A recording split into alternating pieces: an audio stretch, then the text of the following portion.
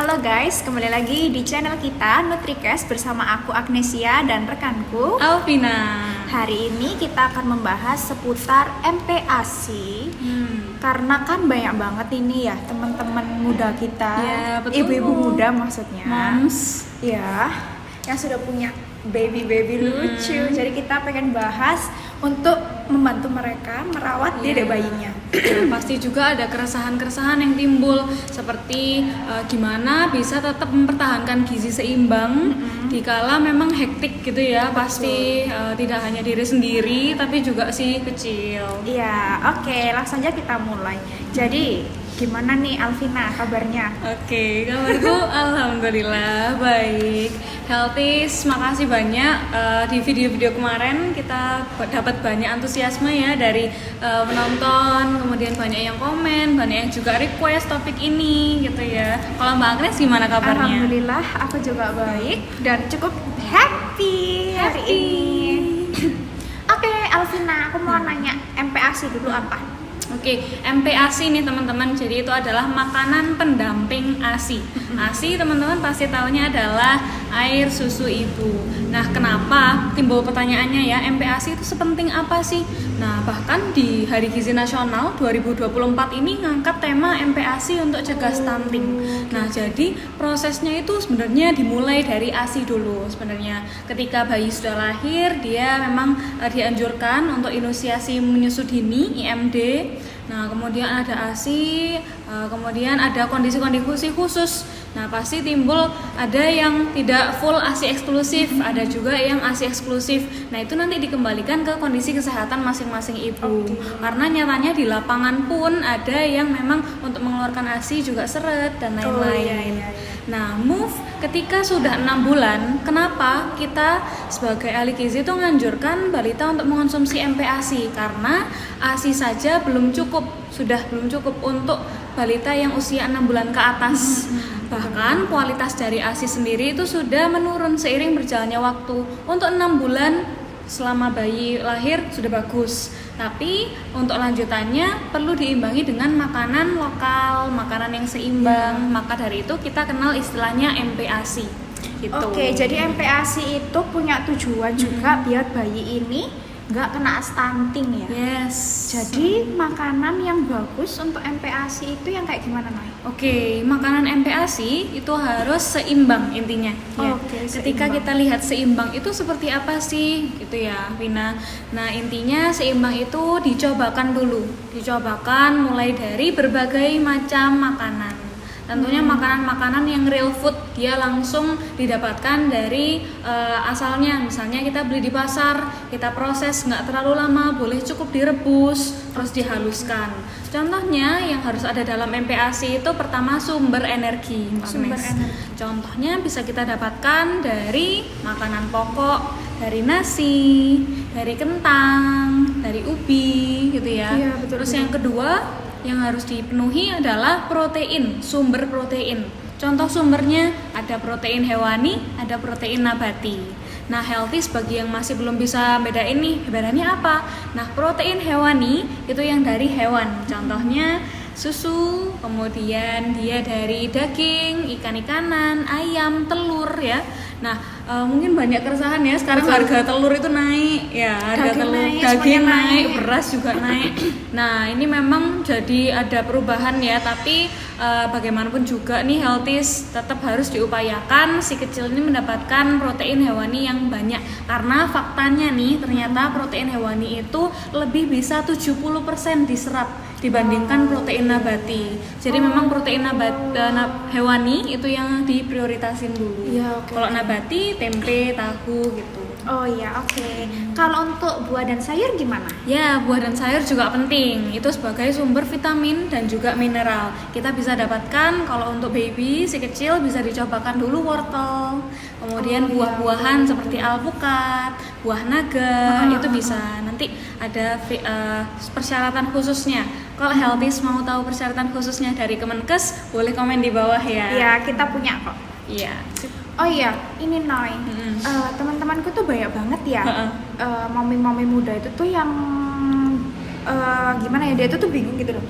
kan harusnya tuh makannya anak kecil ini tuh harus banyak. Cuman entah kenapa dia itu misalnya dikasih wortel nih, dilepeh, nggak doyan kayak gitu. Terus gantilah yang lain, brokoli gitu sayurnya, nggak mau. Terus itu udah kan kayak mamanya itu jadinya tuh bingung, lu kok nggak mau, kok nggak mau, gimana ini gitu kan. Terus ada lagi yang padahal kan protein itu loh, ikan laut itu kan bagus banget kan, banyak mengandung omega 3 ya kan. Tapi si anak kecil ini tuh selalu menolak gitu, maunya tuh cuma ayam gitu. Kalau dikasih ikan tuh nggak pernah mau. Itu gimana cara ngatasinnya? Ya, jadi pertama ketika dicobakan wortel ya, kayak kasusnya temennya Mbak Nes tadi, itu ditanya kenapa nggak mau wortel, ya wajar aja yang awalnya belum pernah mencoba makanan terus dicobakan wortel, masa kita expect dia harus bisa langsung nerima ya, kan nggak mungkin ya. Jadi faktanya nih healthies, kita perlu 10-15 kali percobaan. Wortelnya itu dicobakan, tapi nggak setiap hari, jadi tentunya ada ritmenya, dikasih jarak ya. Dikasih jarak, misalnya pagi, kemudian besoknya di sore hari boleh kayak gitu, jadi dikasih ritmenya. Nah, brokoli juga kayak gitu, walaupun brokoli memang rasanya ada pahitnya ya, wajar dia nggak suka. Nah, jadi perlu dibiasakan ya, jadi semua itu dibiasakan baru bisa. Kemudian yang kedua tadi ya Mbak Nes ya, terkait ikan laut ya. Ikan laut dia nggak mau berkali-kali. Nah ini khususnya untuk produk-produk hewani itu memang perlu dicobakan. Tapi nanti kalau timbul ada reaksi alergi seperti gatal-gatal, kemudian perutnya kurang enak, kemudian ada diare, itu perlu diperiksakan ke health professional atau orang yang sudah lebih terampil untuk lihat, oh ini sepertinya alergi. Jadi dengan itu kita bisa menarik kesimpulan, oke, secara diagnosis dia alergi, jadi ada treatment tertentu. Tapi beda kalau dia nggak ada reaksi, walaupun diolah dengan cara yang sudah simple, misal kita bisa buat ikan lautnya menjadi nugget atau menjadi dimsum. Kayak kemarin aku sempat buat formulasi dimsum dari ikan tuna tuh. Jadi balita yang semula nggak mau makanan dari tuna, dia bisa menerima makanan yang udah dalam bentuk snack kayak gitu. Berarti cara pengolahan tekniknya juga mempengaruhi ya. Jadi kalau misalnya si anak ini kita kasih apa wes bandeng gitu ya, bandeng nggak mau, mungkin kita bisa campurkan bandeng itu jadi apa ya, isian nugget kayak gitu, boleh kan ya? Nugget. Oke. Terus ini lagi Alvina, banyak banget teman-temanku itu juga gimana ya, mereka tuh bingung gitu loh cara tahu kepadatan. Kan MPASI itu tuh ada yang cair banget, terus itu agak padat gitu kan, sesuai umurnya. Nah itu gimana sih caranya tahu? Iya betul, jadi tekstur itu disesuaikan sama usianya. Kalau menginjak 6 bulan, karena memang dia baru pertama mengalami MPASI, berarti makanannya memang diusahakan sehalus mungkin. Kita bisa coba blender atau saring, ada 2 metode ini. Nah pengalamanku dari sebagai onti ya, kan kalau aku juga punya baby ya.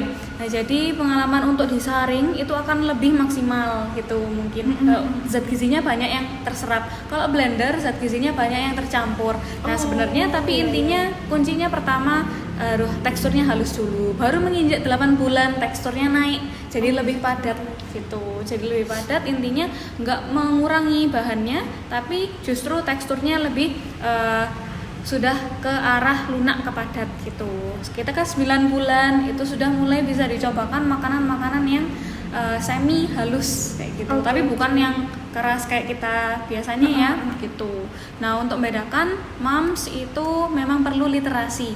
Jadi sekarang sudah banyak informasi, tapi cenderung kita nggak bisa milah dan milih ya.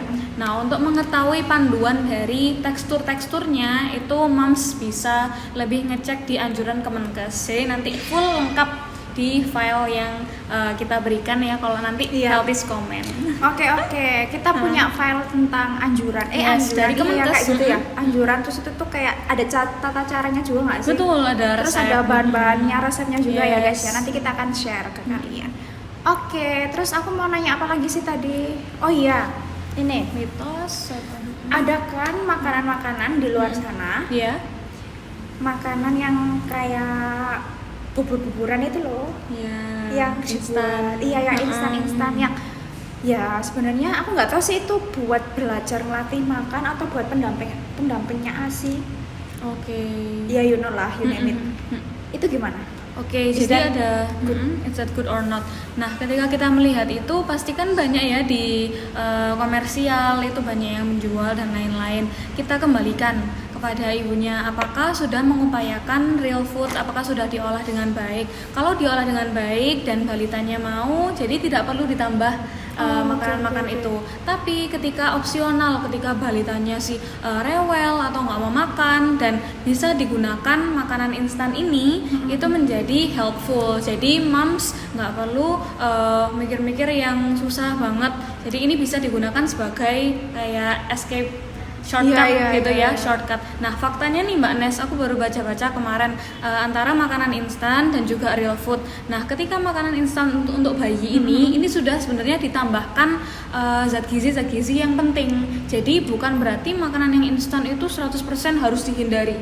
Justru makanan yang udah instan ini lengkap zat gizinya dan dia udah dapat BPOM nih, udah di-legalize sama BPOM. Jadi no need to worry sebenarnya.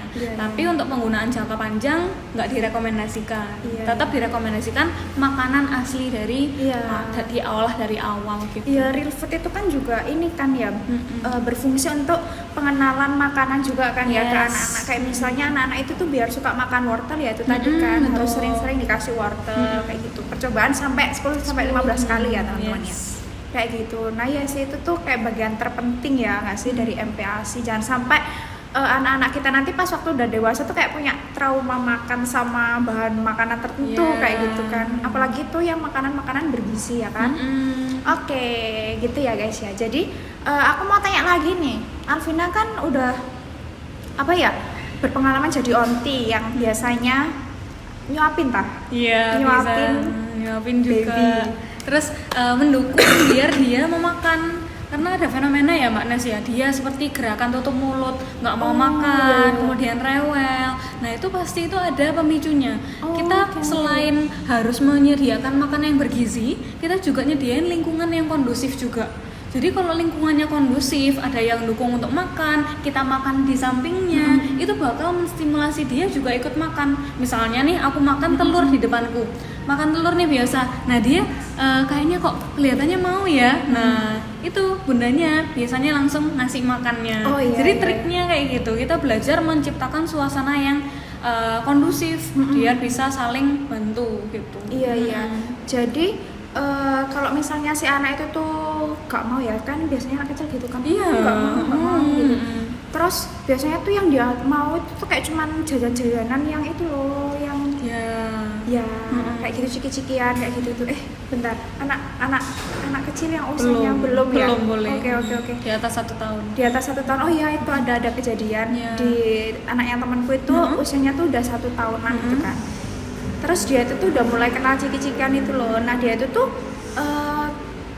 karena kalau nggak dikasih nangis, akhirnya sama orang tuanya ya udah dikasih ciki biar nggak nangis kayak gitu kan. Akhirnya dia nggak mau makan gitu, kayak katanya kalau dikasih makanan ya kayak real food kayak gitu ya, nasi, sayur kayak gitu tuh selalu bilangnya aku tuh udah kenyang nggak mau makan kayak gitu. Jadi tuh menolak makanan kayak gitu Alvina. Itu make sense sih, karena dia udah dikasih makan yang ciki-ciki dulu baru makan yang utama. Ini kebalik ya Mams, jadi harus dilihat dulu jadwalnya yang teratur. Jadi duluan mana sih snack atau makan utama, yang pasti makanan utama.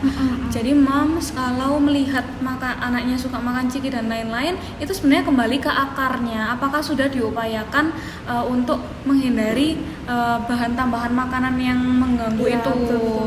Jadi intinya walaupun kita ya sebagai ahli gizi itu juga dari pengalaman ya ini bilangnya, tapi semangat ya Mams, pasti itu juga bakal challenging. Iya betul. Ya, dan pasti perlu didukung. Jadi selain moms, dads ya, families itu juga sangat berpengaruh. Lingkungan mereka bermain dia nggak sih, teman-temannya kalau lihat temennya makan es-esan kayak gitu kan pasti nggak mungkin nggak pengen ya nggak sih, dan kayak nggak mungkin nggak nangis nggak sih nggak dikasih kayak gitu.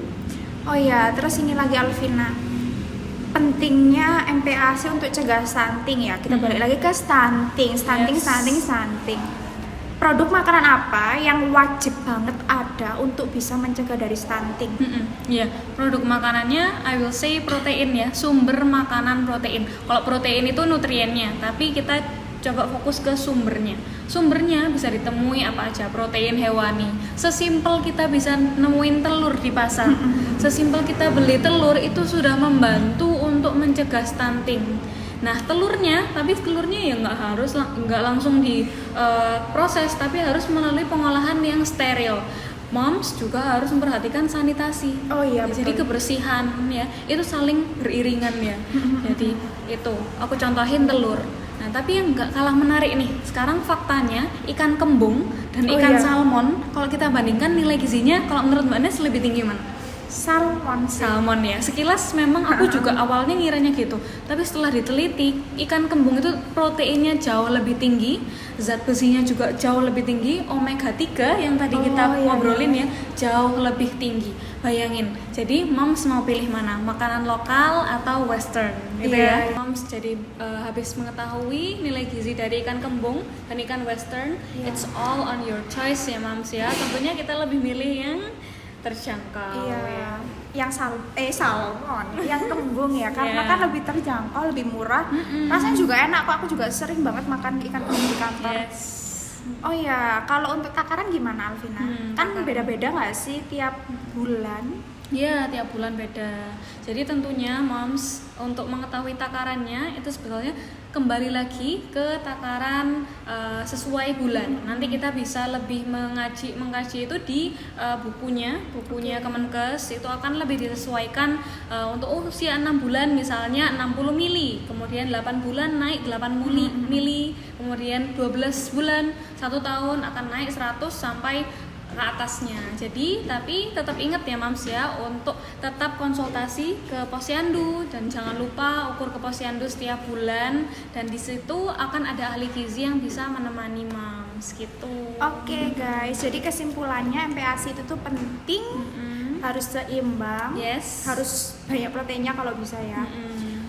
Karena bisa mencegah stunting. Terus pengolahannya juga harus tepat. Misalnya kalau si anak itu nggak mau, Mams juga harus cari cara lain ya. Mungkin ada kok banyak banget di YouTube, atau mungkin bisa konsul-konsul ke kita juga boleh. Tanya-tanya teknik ya.